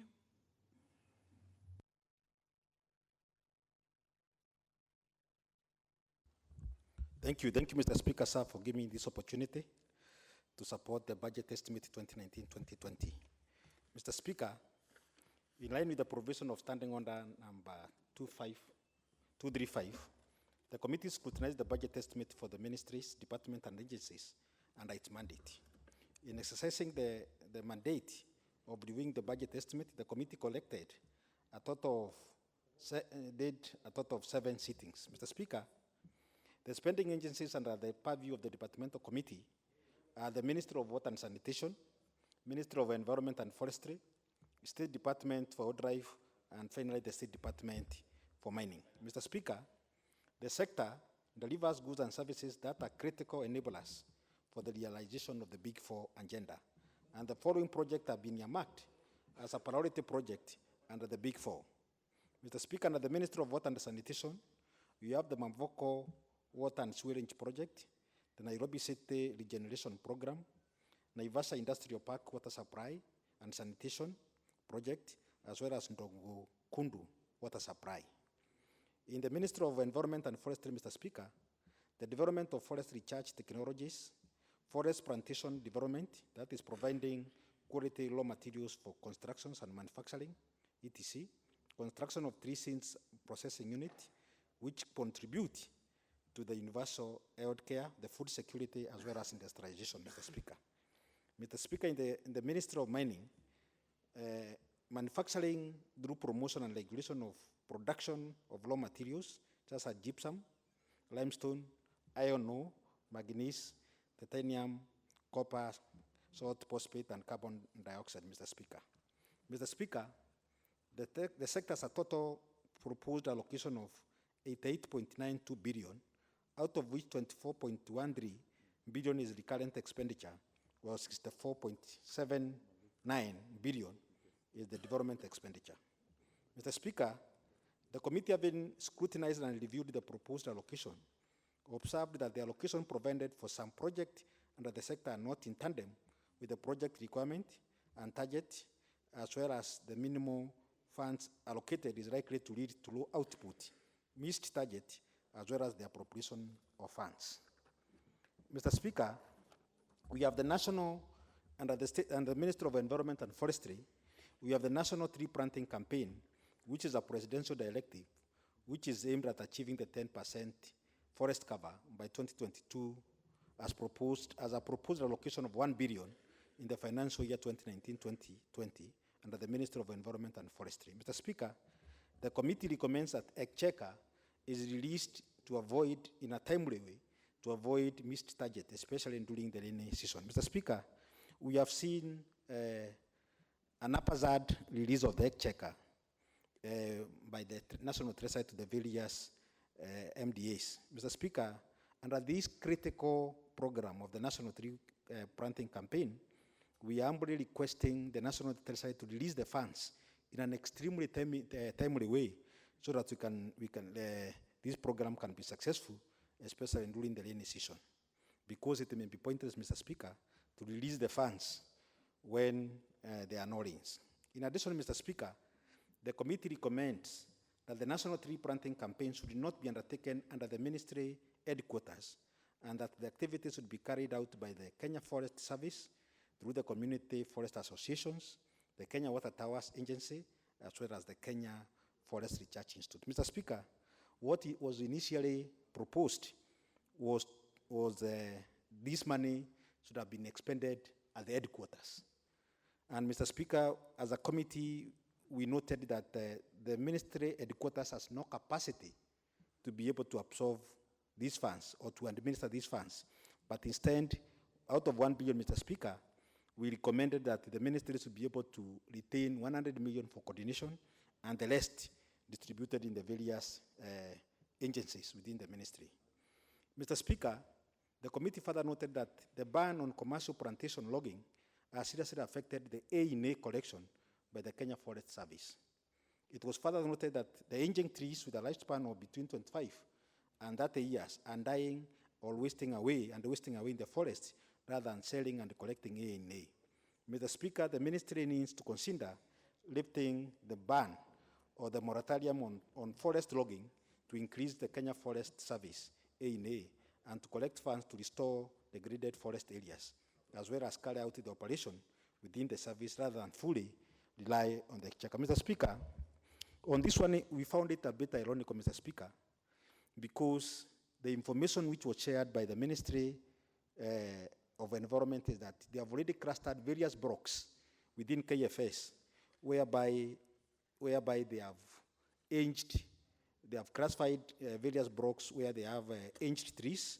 And Mr. Speaker, it does not make sense when all these trees are dying out there, whereas the ministry or the KFS, the state agency, is struggling in need of the exchequer. Mr. Speaker, KFS desperately need to recruit new rangers, but the same cannot be provided, has not been provided for by the exchequer. And that's why we have petitioned the ministry headquarters to lift the ban or the moratorium which was placed on the forest, on the commercial forest harvesting. Mr. Speaker, the scrapping of the environmental impact assessment, E&A fee, has led to reduction in A&A collected by the National Environment Management Authority, NEMA.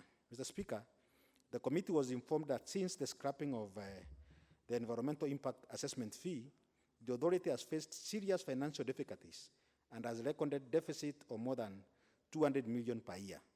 The authority has further been declared technically insolvent by the Office of the Auditor General over the last year.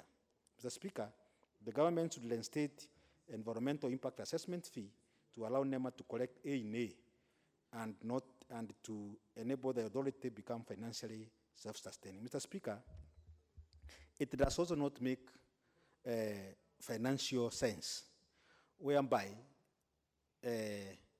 we are depriving NEMA the necessary fees in form of A&A, which can really be able to make it self-sustaining, instead of really relying on the national statutory for funding.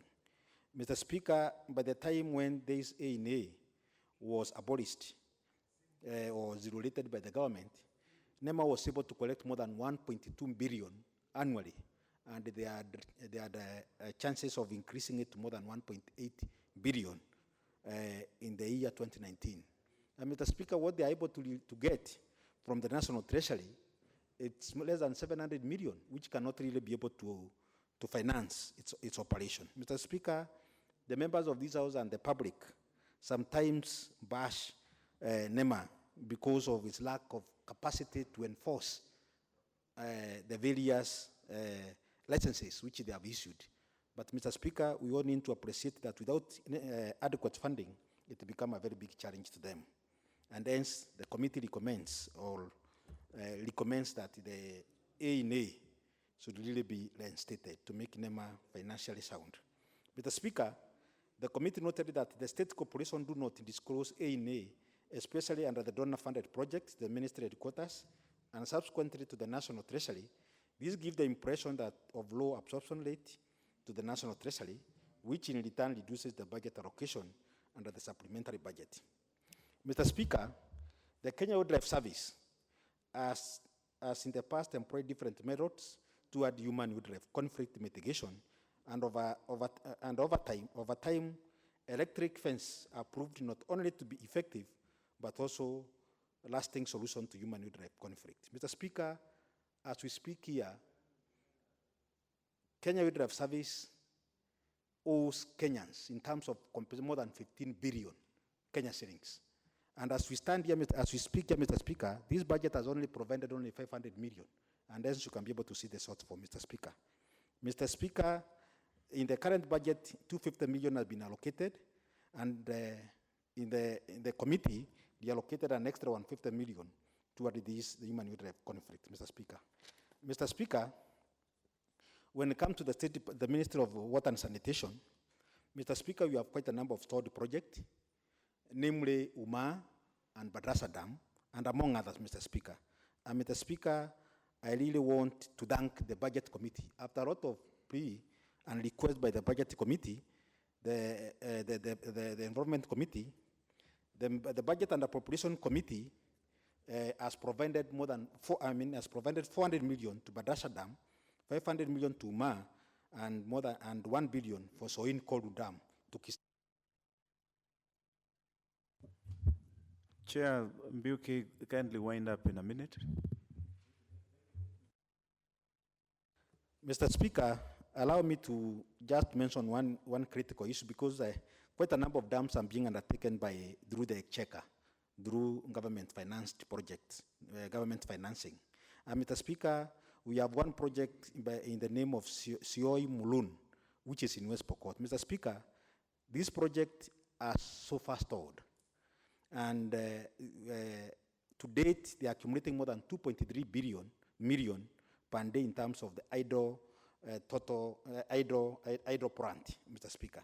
And Mr. Speaker, we really want to urge the government, once they initiate some of these GOK-funded projects, to ensure that the funding is done in time, and at the same time, it is sufficient to cover this project. Mr. Speaker, after reviewing and scrutinizing the budget, the committee reallocated funds from non-performing projects to more competing needs. Mr. Speaker, the report submitted to the Budget and Appropriation Committee are detailed information on the additional request and the reallocation by the committee. And Mr. Speaker, I really want to thank the Budget and Appropriation Committee for the agreed on the various recommendations by the Environment and Natural Resource Committee. With those few remarks and many remarks, Mr. Speaker, I beg to support. Very well. Chair Agriculture.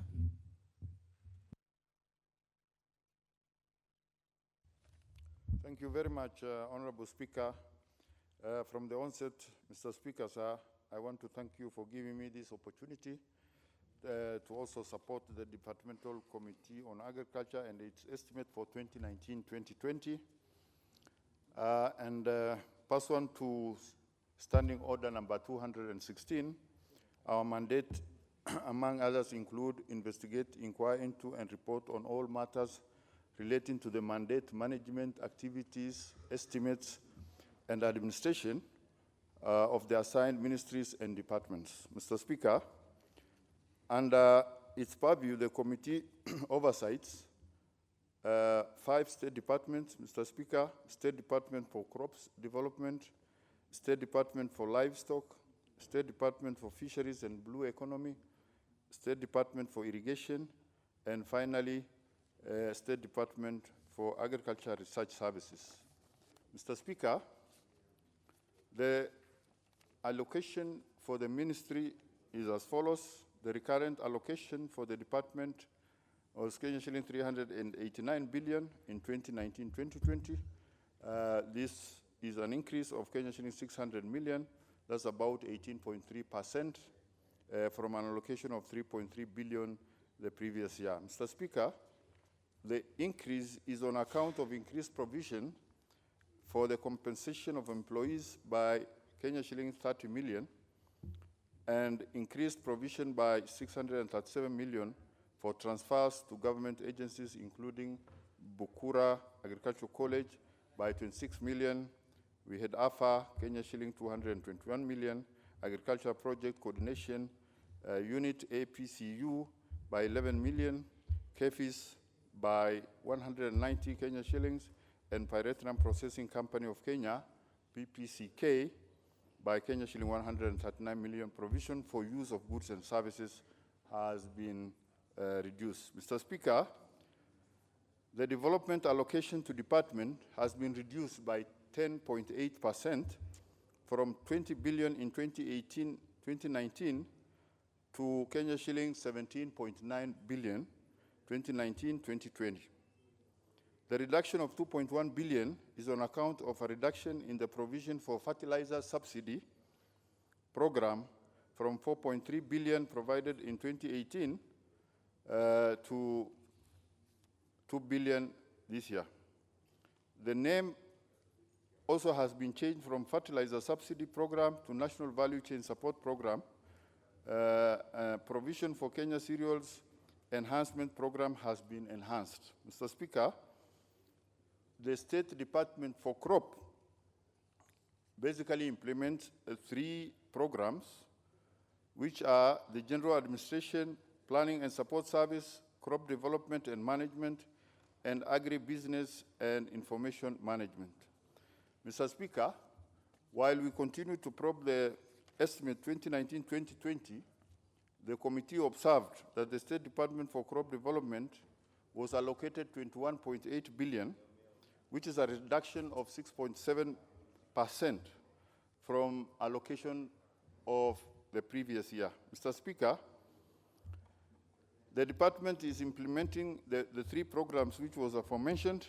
The recurrent allocation for the department was at 3.89 billion in 2019, an increase of 600 million, which is equivalent to 18.3% from an allocation of 3.3 billion 2018-2019. Mr. Speaker, there has been a change of policy and thinking by the executive in terms of fertilizer subsidy, and that one of also the strategic food reserve maize purchase for 2019-2020. The government seeks to raise money from the proceeds of the sale they are going to make this year of about 4 million bags, which is estimated to be about 9.6 billion shillings. This year, 5 billion was allocated to NCPB to purchase maize from farmers. But up to somewhere in November, only 400,000 was purchased, and so there was a balance of about 3 billion in the account of SFR. That, together with the proceeds from what they are going to sell from these current maize sales, it is estimated that NCPB will have enough money to be able to purchase maize next year. And so that is why they were not provided for any money in the estimate for 2019-2020. Mr. Speaker, there is no provision for strategic food reserve, as I've just explained, that NCPB is going to self-finance the purchase of maize for 2018-2019. Mr. Speaker, the provision for coffee industry revitalization and food security of Kenya shilling 300 million, which was earlier provided by the committee, has been removed, and about 3 billion has been provided in the Ministry for Trade. So basically what this means is that the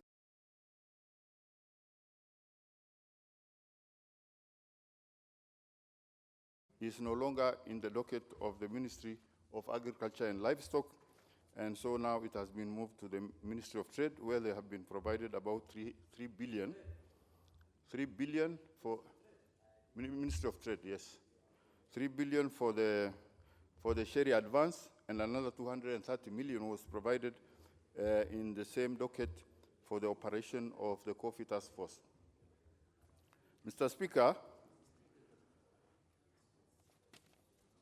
the State Department for Research.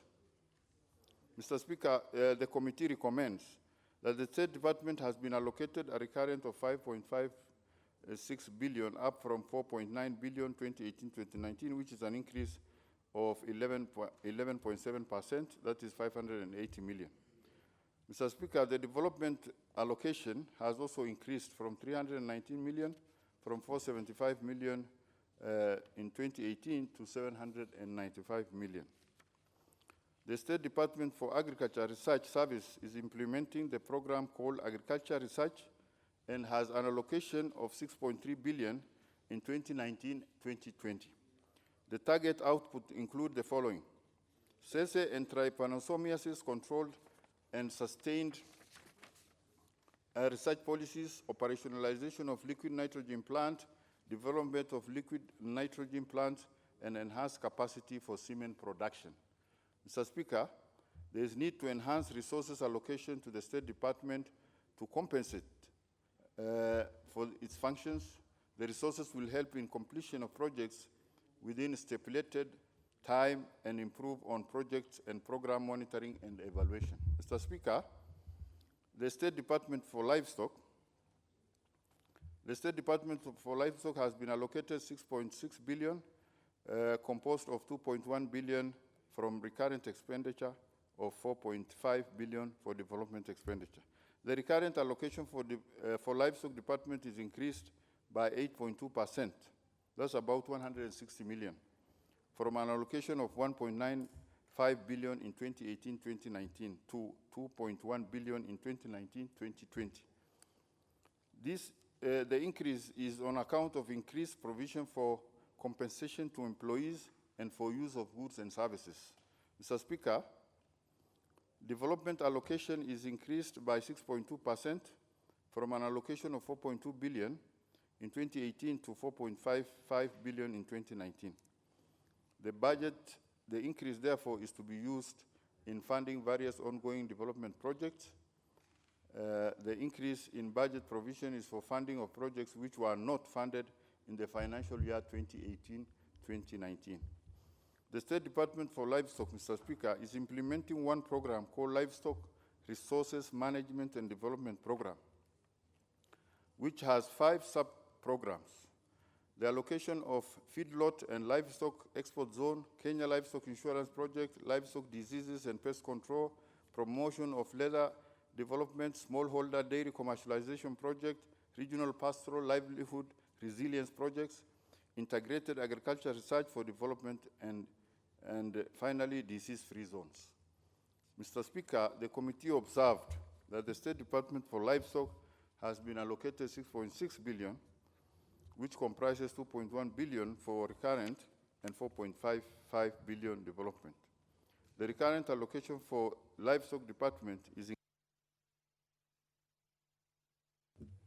The Honorable Chair, you'll have a minute to wind down. Mr. Speaker, on the blue economy, Mr. Speaker, the committee observed that there has been some significant allocation of resources vis-à-vis the capacity to absorb. Mr. Speaker, development of blue economy and initiative was allocated 1.2 billion from the previous 435 million.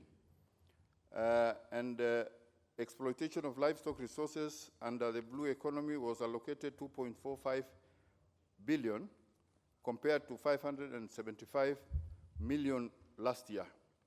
In 2019-2020, estimate the department is allocated development of 1.23 billion, 3 times the previous year, and they were not able to consume that. Clearly, the committee felt that the department lacks the capacity to utilize allocated funds and therefore moved 1.25 billion to other competing areas. And those are, 1,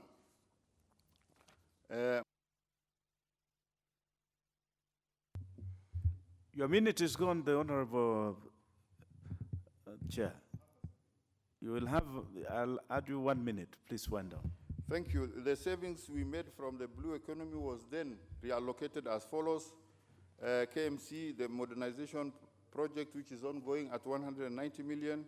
Disease-free zone at Bachuma, 50 million. Development of Mau buffer zone, 100 million. Fall army worm, 200 million. Then we had allocated 375 million to sugar farmers, over and above 300 million, which was allocated by the Treasury. This brings to 673 million, and that, I think, settles the farmers' debt completely. Then we added where we had maximum impact, household irrigation water harvesting, 325 million, food security and crop diversification, 100 million. Under national water harvesting and groundwater exploitation, we added 200 million to bring it up to about 222 million. Then we also resourced Livestock Training Institute. The Honorable Savula.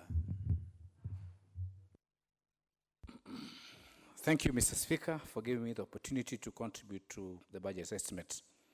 Mr. Speaker, I would like to start by initiating the following reason to why I'm contributing to this budget. I thank actually the Chairman Agriculture Committee for having indicated that Kenya shillings 3 billion have been allocated for purchase of maize, and the current NCPB is going to sell the current stock and add on the 3 billion to ensure that they purchase all the maize stocks in the country.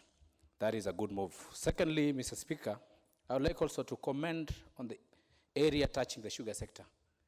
They have allocated 673 million to pay the entire farmer's debt. However, it is regrettable, Mr. Speaker, that while we are working on a restructuring program for an institution called Kenya Airways, we are leaving a serious institution called Mumias Sugar Company. The government of the Republic of Kenya owns 20% shares in Mumias Sugar Company.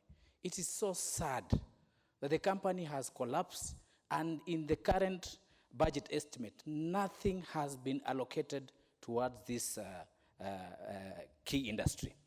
Mr. Speaker, year in, year out, we are importing sugar because we don't have sugar strategic reserve. I thought the Chairman of Agriculture and the Chairman of the Budget would consider this noble cause so that we have a sugar strategic reserve in this country and stop depending on cheap imports from Brazil and other COMESA countries. Mr. Speaker, there was also, there's also a need, because the budget has not addressed issues of unpaid claims. A supplier of a government goes to court, wins a case against a ministry. The money is not reflected anywhere because the court order was awarded when the budget making process had passed. There is need in future, Mr. Speaker, to consider setting up unpaid claims under the AG's office and allocate funds so that when you win a case or you're awarded sums of money because of supplies, you are paid through the AG's office. Mr. Speaker, the same way, when the police harass innocent people, arrest them, torture them, when they win awards, they take years and years to compensate them. We need a special fund under the DPP's office so that we can cater for those cases. And those monies must be factored in the budget. Lastly, Mr. Speaker, it's so sad that in the budget today we are indicating that we have allocated enough resources for the technical training institution. In my constituency, I have a sad affair. Money was allocated to Chevoyo Technical Training Institute. They did reallocation.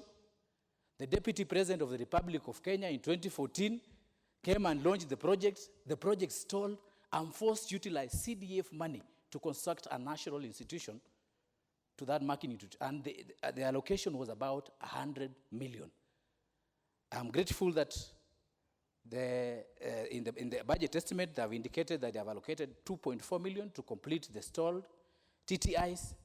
But I want to caution that that money should not be diverted again. You are embarrassing a whole office of the Deputy President. He launches an institution, groundbreaking ceremony in 2014, and you go on the ground, there's nothing. Do we have two governments in this country? A government led by Uhuru and a government led by Ruto. He did his work in 2014. Nothing on the ground can be seen. Let us be serious. Let the government coordinate its affairs closely. And when monies are put in the budget, let's follow the budget-making process and implementation to the letter. Thank you, Mr. Speaker. Very good, the Honorable Savula. The Honorable Kishimu Githinji.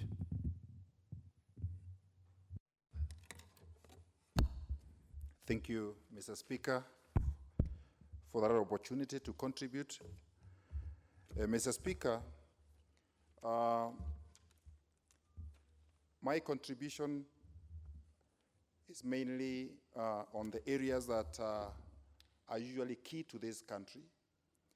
And I thank the Budget and Appropriation Committee for the work well done. And I have always insisted that one of the key drivers of the Big Four agenda, though it's not one of them, is actually infrastructural development. And infrastructural development mainly in the areas of the road development. And I'm happy that the committee was able to identify that there's need to increase money in areas of expanding our roads, and especially for low volume seal in various parts of this country. But I also insist that there are development areas, especially in infrastructural enhancement, that were covered in the previous budget. And I would like to associate myself with my colleague, Honorable Gekaria, Chair for Energy, that under the standing orders 216, the committee should always look at the previous budget, the implementation, and how they can also cover part of the gaps that were left in the previous budget. Like in Kirinyaga, when the committee was visiting the county for public participation, there were roads that were earmarked for improvement in the previous budget, but because of the limited resources that the country has been facing, those roads were never considered. So it is a high time that those roads should also be considered and be, so that because Wananchi already gave their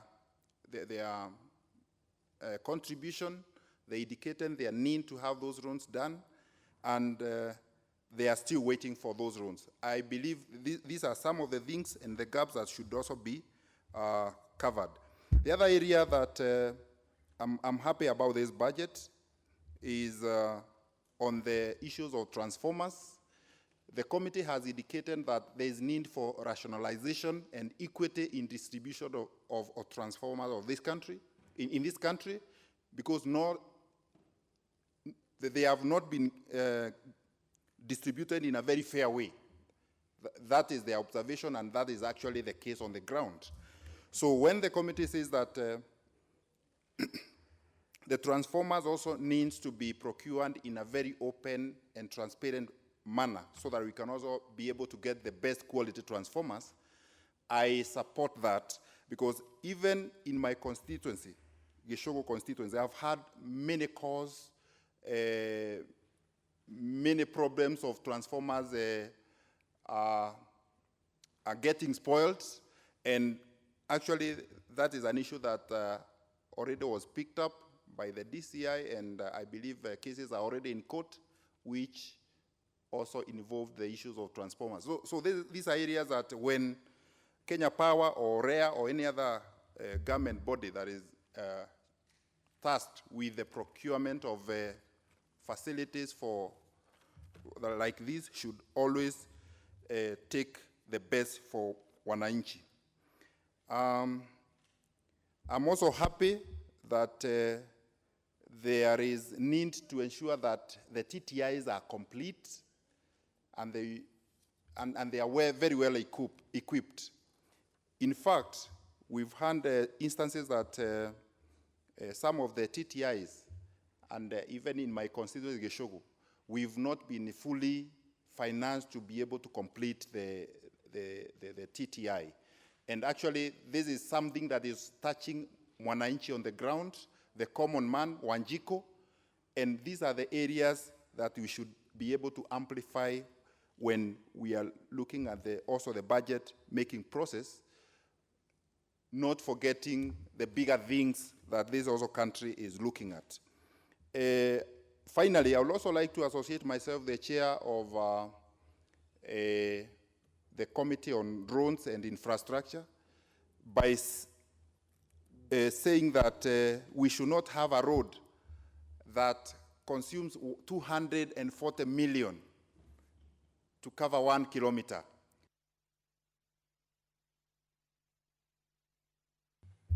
The Honorable Kishimo, you only had 5 minutes, but you're done?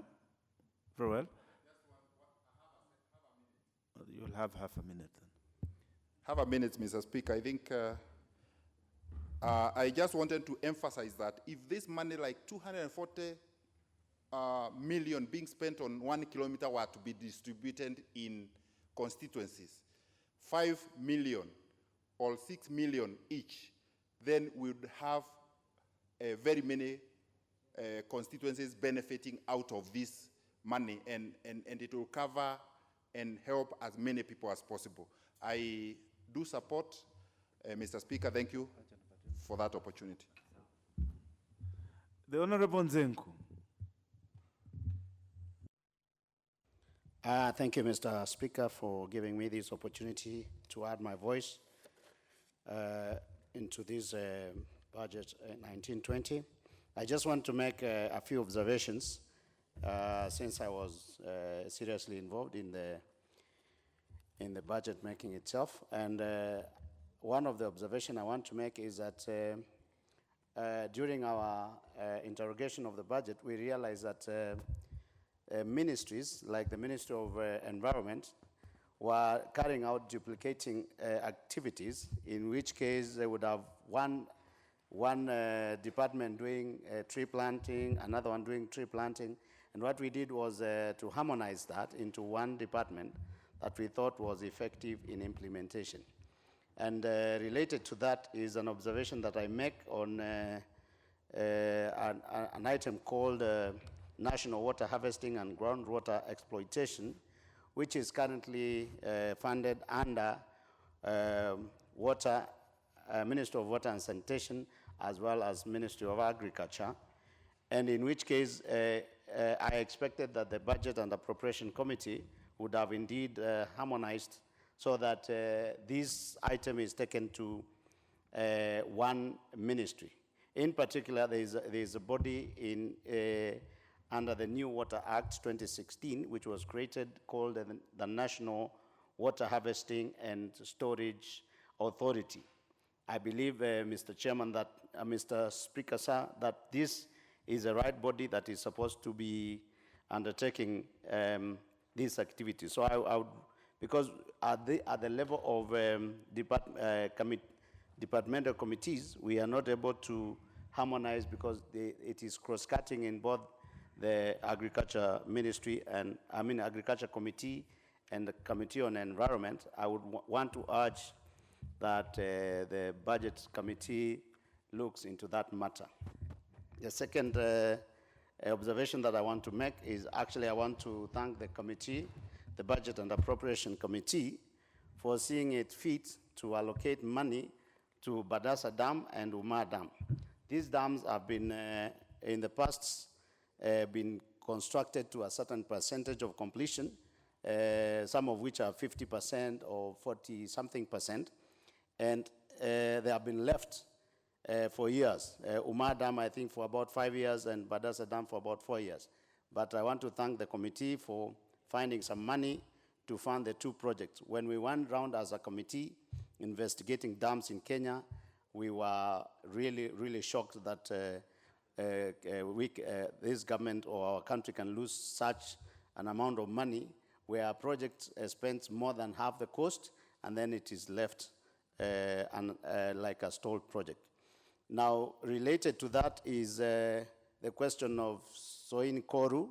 Soin Koru is a project that has been proposed to be done under GOK, and its approximate value is 28 billion.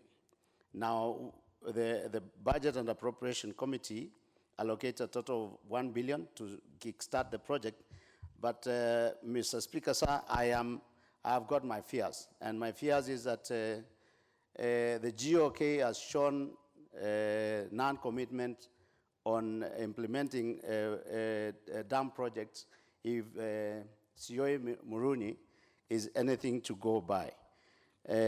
Because right now the project is supposed to be funded to the tune of 9 billion, but every year it's being allocated 1 billion, and we have not been able to, we have pending bills that are in excess of the amount of money that has been allocated. And finally, Mr. Speaker, sir, and I beg for an extra 1 minute, is the question of KFS asking for a total of 5.5 billion shillings in recurrent expense. And KFS has aged forests or aged trees that are that if sold and if they are converted into timber, they shouldn't be able to raise enough amount of money in excess of 5.5 billion so that they can be able to meet the recurrent expenditure, and this money that is now being allocated to KFS can be taken to other deserving areas.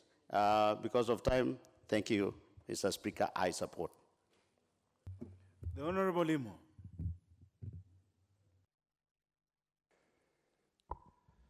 Yeah, thank you, Mr. Speaker, for this opportunity to contribute to this important budget of 2019-2020. Mr. Speaker, the Committee on Finance and National Planning had a total of around 14 sittings to look at the budgets for the state departments and the commissions which come under us, and this includes the National Treasury, the State Department for Planning, the State Department for Devolution under the Ministry of Devolution, the Controller of Budget, and the Commission on Revenue Allocation, and finally the Salaries and Remuneration Commission.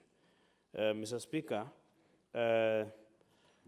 the budgets generally were more or less the same as what was there in the last financial year, let's say for a small increment. But there was significant increment in Salaries and Remuneration Commission, which I'll state later. Mr. Speaker, the National Treasury proposed a total of 108 billion for the year 2019-2020, as compared to 101 billion for the 2018-2019. But our recommendation was a reduction of 4.3 billion. Which was really like allocated to some activities which in the opinion of the committee was not urgent, and this was recommended to be reallocated to more productive areas. Mr. Speaker, the State Department for Planning, which is carrying a very important activity this year, as you are aware that in August 24th and 25th, there will be a national census. And this will take at least a sizable amount of funding, though at least we started 3 years ago funding these activities, because these activities are funded in phases. And this State Department was allocated, recommended to be allocated close to 53 billion, compared to what was in the last financial year of 12.9 billion. You realize that there is a significant shift, and this is actually because of the CDF, which in the last financial year, the CDF was domiciled in the State Department for Devolution, but has been returned back to the State Department for Planning, and hence the shift from almost 12 billion to around 52 billion, CDF being close to around 40 billion. Mr. Speaker, we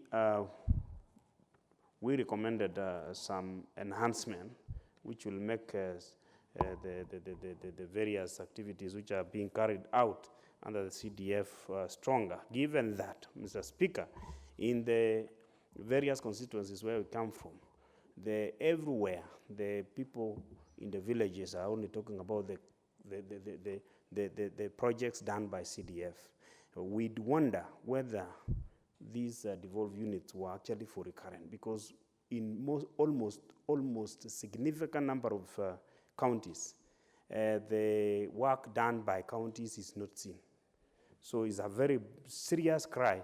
And in future, in fact, I wonder what will be showing. Because, you know, when we were also asking about the activities which are being carried out during what they call popularly known as devolution conference. They are clapping for each other, but the wananchi in the villages are not clapping. Mr. Speaker, when we go to the State Department for Devolution, the State Department for Devolution has been allocated close to 8.4 billion as compared to 38 billion last year. And the reason, big reason, is that the CDF now has been moved from the State Department for Devolution to the State Department for Planning, as earlier stated. We observed that this department, though it is given the responsibility of distributing food relief for Kenyans, they are seriously, they were not funded.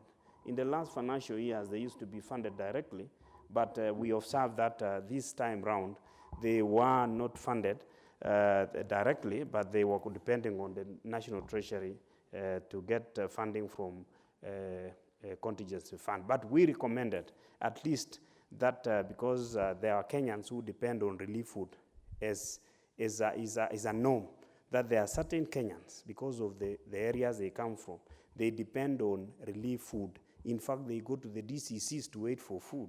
And for DCC to justify, or for the State Department for Planning, State Department for Devolution to justify that they need food, it becomes a long process if it is not budgeted under the State Department for Devolution directly. So that if there will be need to have more, especially when there is serious drought, then they will apply to be given more under contingency fund. And therefore, we had recommended an additional 852 million for relief food to the State Department for Devolution. On the Commission on Revenue Allocation, this is a commission which is actually in charge of recommending the sharing of revenue between the two levels of government, which is the national government and the county government. This commission was recommended to get 456 million compared to 413 million last year. And because of the kind of aggressive work they are doing, because they are working on